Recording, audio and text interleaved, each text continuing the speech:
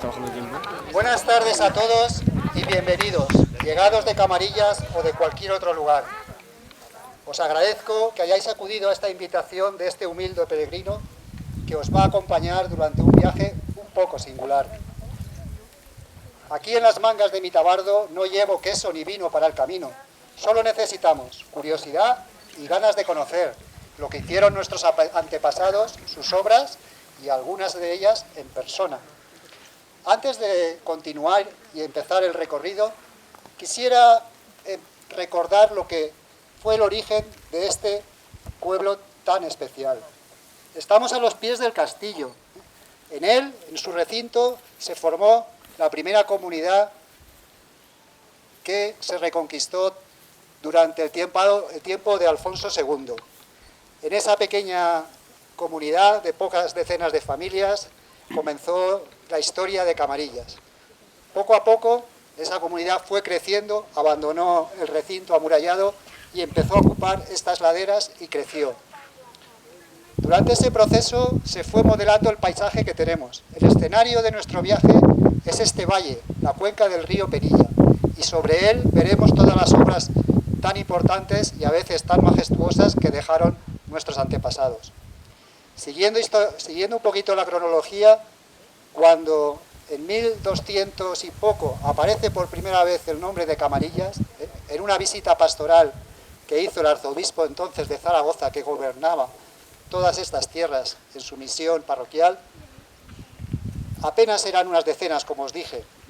Pronto, con el crecimiento y el desarrollo tras pasar los periodos más difíciles de la Reconquista, empezaron a construir. Construyeron ya una ermita vieja dentro del castillo que todavía no hemos descubierto. Y después, en cuanto hubo suficiente gente, se afanaron en construir una nueva ermita, la ermita vieja, cuya advocación es Nuestra Señora del Castillo.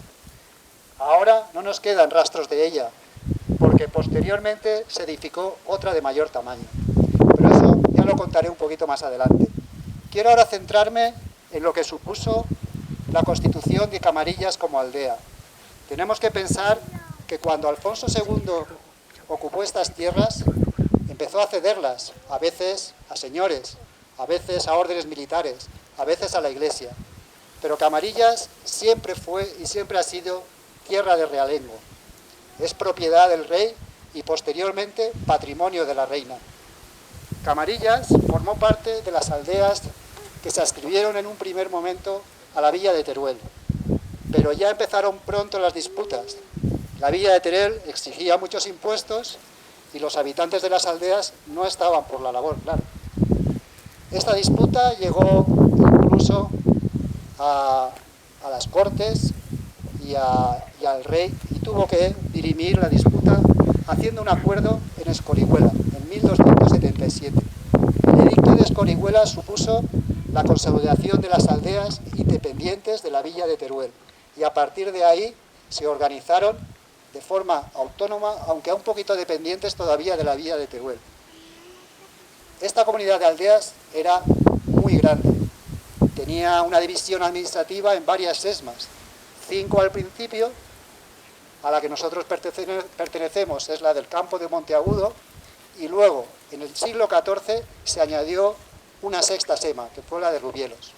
Estos 80 pueblos, poquito a poco, fueron afianzando su autogobierno y su autoadministración, llegando incluso a celebrar asambleas, normalmente anuales, para dirimir todos los asuntos de su gobierno. Estas asambleas, que eran muy importantes, se llamaban plegas. Las plegas eran itinerantes y se celebraban cada año en un pueblo. Camarillas comenzó a realizar algunas de sus plegas, porque lo sabemos y tenemos de ello conocimiento, ya en 1338.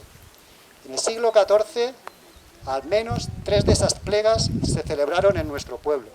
Posteriormente, en el siglo XIV, de las 100 años que tiene, evidentemente, más de 11 también se celebraron aquí. Y así sucesivamente hasta que esta entidad administrativa desapareció, como veremos más tarde. En estas plegas se dirimían asuntos ordinarios, asuntos financieros, pero a veces también asuntos muy importantes que tenían que ver con el rey, con la reina y con las guerras. Si me acompañáis, vamos a bajar y empezaremos lo más importante de este viaje, conocer a algunos de nuestros antepasados ilustres que dieron brillo a nuestra historia. Prestadme atención, ahora estamos en un momento muy emocionante para mí. En este viaje en el tiempo, que aunque va a ser corto en el espacio, pero largo en el tiempo, vamos a recorrer más de 5 siglos. Y este es el primer escenario donde tendremos la ocasión, como antes os dije, de conocer una plega en concreto, la plega de 1374.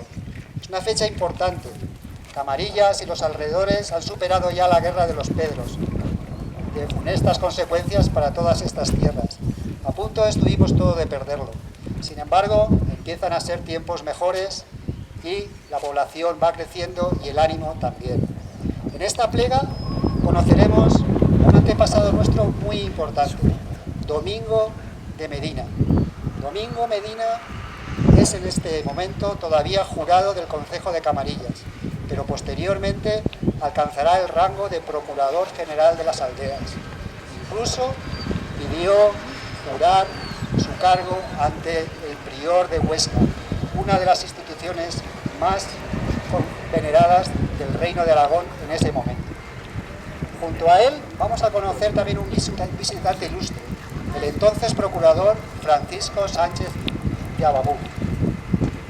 Aparte de él, también conoceremos a la familia de Domingo Medina, su mujer y su hijo, que tratarán asuntos más familiares y domésticos.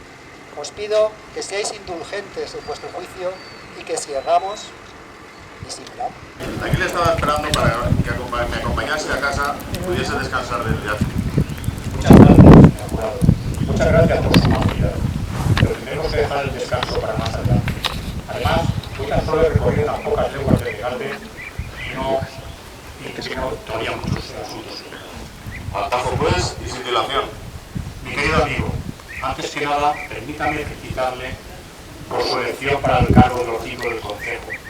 Ya me han contado, es notorio que su buena fama y juicio son reconocidos aquí y en muchas de las aldeas de nuestra comunidad. Señor procurador, había dicho que teníamos mucho trabajo y de momento solo oigo adulaciones de su parte. No me quiera tanto que todas estas distinciones y algún que otro llanto. Todas estas tribulaciones habrá de superarlas. Estoy seguro que le llegarán misiones mayores y más delicadas. Pero tiene usted razón. Vayamos a hablar. Lo primero, darle todas estas credenciales a los representantes a la próxima vez. Muchas de las villas han comunicado ya su presencia, pero todavía restan algunas por contestar. Veamos. Aquí está toda la sexma del río Martín y de Fella. Haga usted bien los números, que seguro son más de 100. Lo sé. Y todos bien atendidos estarán, se lo aseguro. Tiempo habrá durante la plega. Por cierto, por allá viene vuestra señora.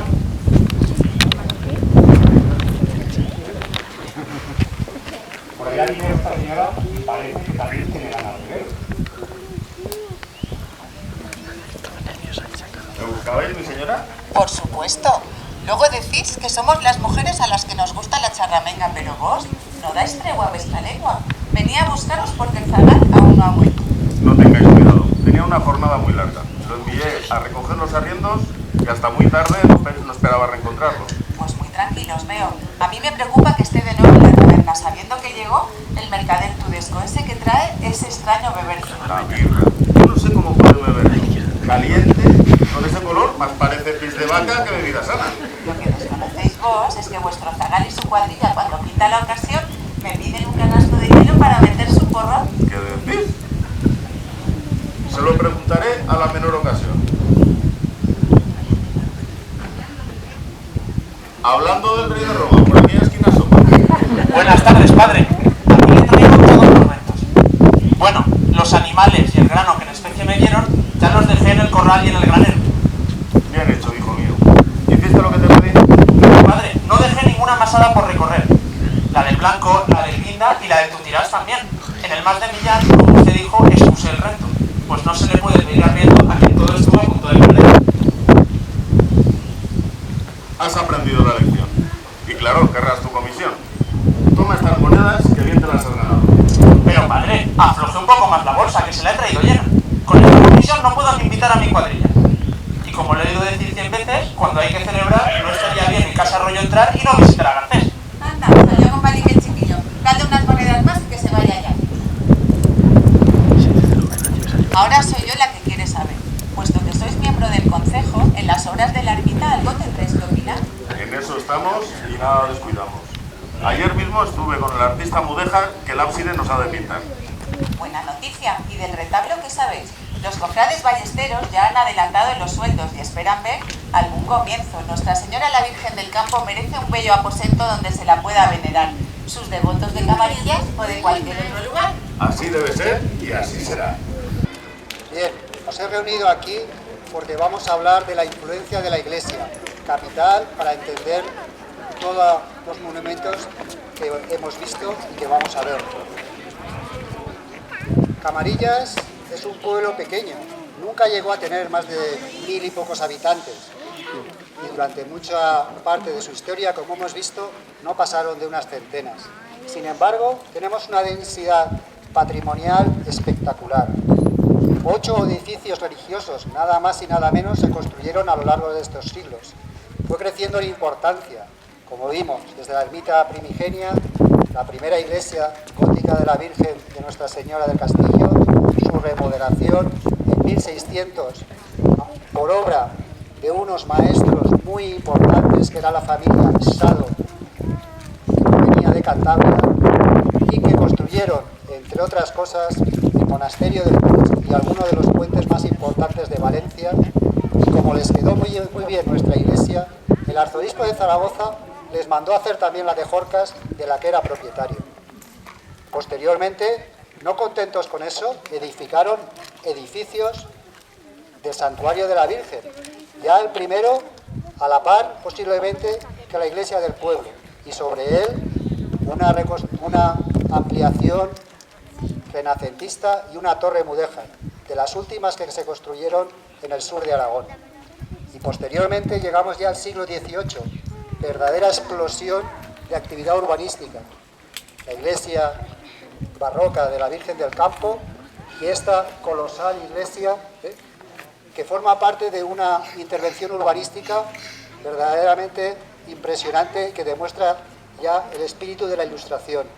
Aquí se ha hecho un aterrazamiento de más de 3000 metros cuadrados para poder ubicar de una forma planificada no solo este edificio monumental, sino una plaza de tamaño semejante al de la iglesia, donde podrían albergar todos los habitantes y muchos visitantes, y aparte cerrado para poder dar una magnificencia a todo el espacio, con un edificio civil, del que todavía no se ha hablado.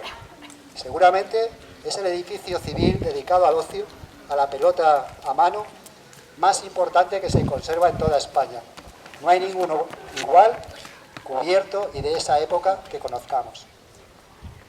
Con todo este desarrollo que hemos visto, evidentemente atraía más habitantes y de más noble importancia, como ahora os mostraré. Seguidme, por favor. Alrededor de 1800 empezamos a constatar que familias importantes y los primeros nobles de los que tenemos noticia se instalan en Camarillas. Conocemos la Casa de Miedes y en esta calle, la calle del Olmo, es donde se asientan las mejores familias, las más ricas en ese momento. La Casa de los Vicente, la casa donde se establecían los notarios, la Casa de los Calvo y más adelante la Casa de los Barberán. Sabemos que son nobles porque el linaje de los Miedes entronca con los Gil Mateo de Monreal y los Urzuyu Alsasua, que son los que tienen el título de Marqués de Tosos, y Pascual Barberán va a emparentar también con otros nobles, llegando a tener algunos de sus descendientes el título de Condes de la Florida. Nuestros nobles partieron de una nobleza baja, eran infanzones, pero, como veréis más adelante, don Pascual Barberán, el primero que fue reconocido en proceso de infanzonía su grado de nobleza, ejecutó una de las obras arquitectónicas de este siglo más bonitas que tenemos. Ahora mismo vamos a tener la ocasión de conocerlo en persona. Os voy a hablar un poquito de él.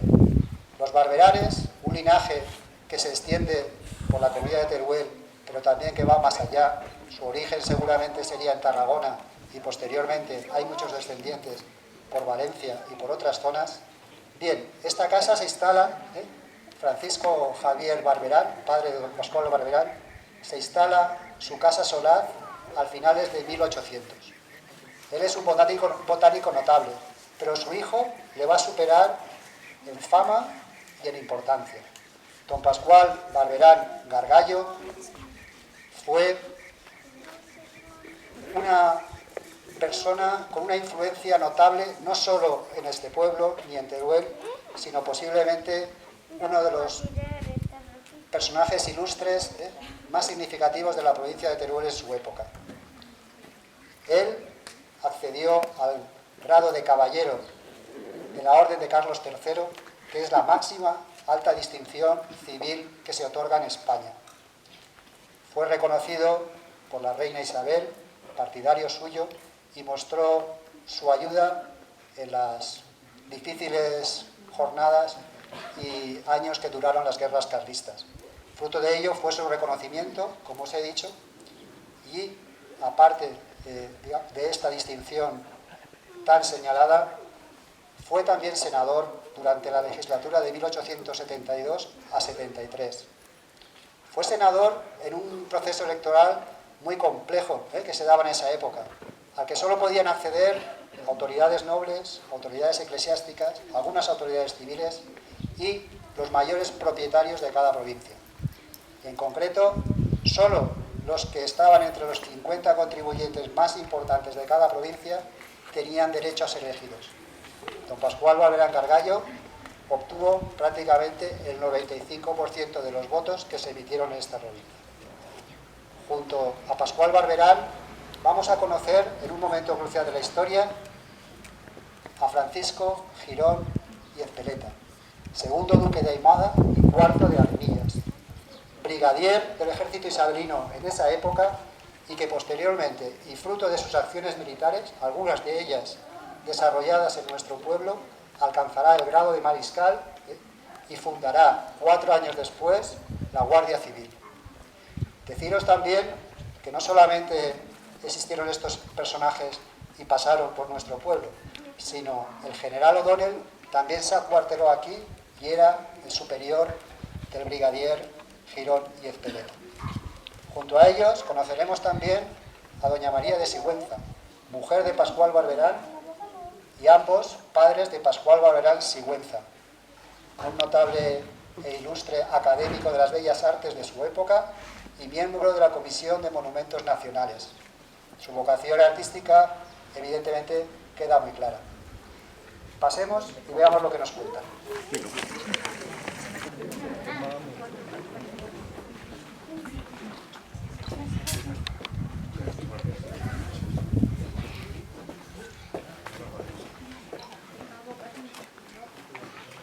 Buenas tardes, señor brigadier. Permítame darle la bienvenida a Camarillas y ofrecerle mi casa, que a partir de ahora es la suya. Desde que despaché con el general O'Donnell en su cuartel general de Teruel, tenía muchas ganas de conocerle y felicitarle por todos los servicios tan meritorios que está prestando a la nación. Buenas tardes, señor Barberán. Estoy muy agradecido por su amabilidad. A mí también me han hablado de su fidelidad a nuestra reina. Y hoy me ha demostrado de que no fueron palabras huecas a ver todo lo que ha dispuesto para que mis tropas y yo mismo dispongamos de todo lo necesario en estos cruciales momentos.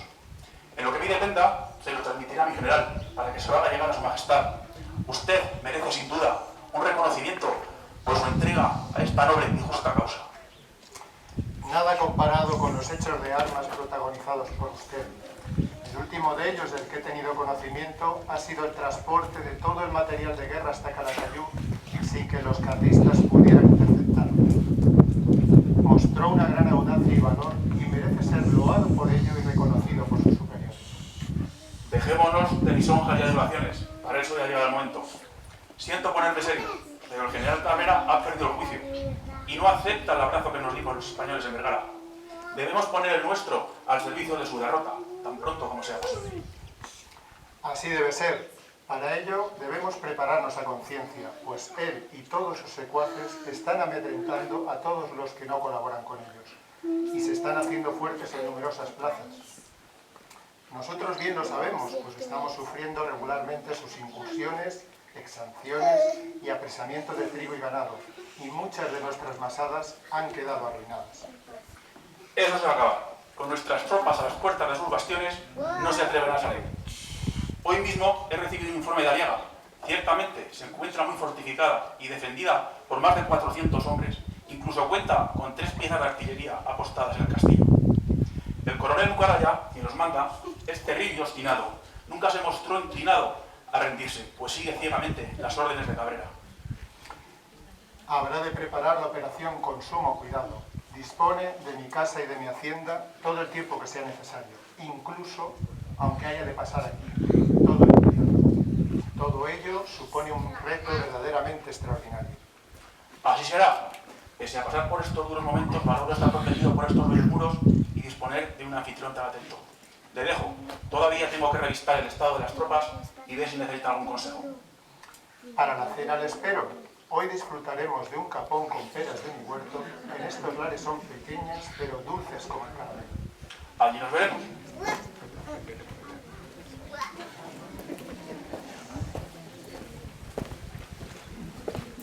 Por fin te encuentro. ¿Cómo ha ido ese recibimiento? Muy bien. Es un hombre serio, pero atento. Incluso se ha dignado de halagarme sin venir a cuento. Dicen que la corte tiene gran predicamento. Será un placer conocerlo. Esta noche tendrás la primera ocasión, pero te vas a cansar de verlo. Creo que se quedarán hasta pasado el invierno. Todo sea por acabar con esta maldita guerra civil que tantas vidas y haciendas está costando. Todavía guardo en mi memoria la desolación de los señores de Miedes cuando tuvieron que dejarnos. Cierto, pero hablemos de cosas más alegres. ¿Pasaste por la huerta? De allí vengo. He estado con el maestro de obras acordando dónde colocar la puerta y dónde la caseta. La primera, por el camino del pueblo, grande, para que pueda entrar el carro sin estrecheces ni dificultades. La segunda, junto al río. Así siempre estaremos a la fresca cuando caliente el verano. Todo muy bien pensado. Yo también he hecho algún adelanto. Hablé con el herrero que tiene que hacer la reja y le dejé por encargo que funda nuestras iniciales en el centro. Tú siempre tan detallista y tan atento. ¿Entramos en casa y así me sigues contando el resto? Sí, pasemos. Empieza a refrescar y debemos de cuidar del fruto que llevas dentro.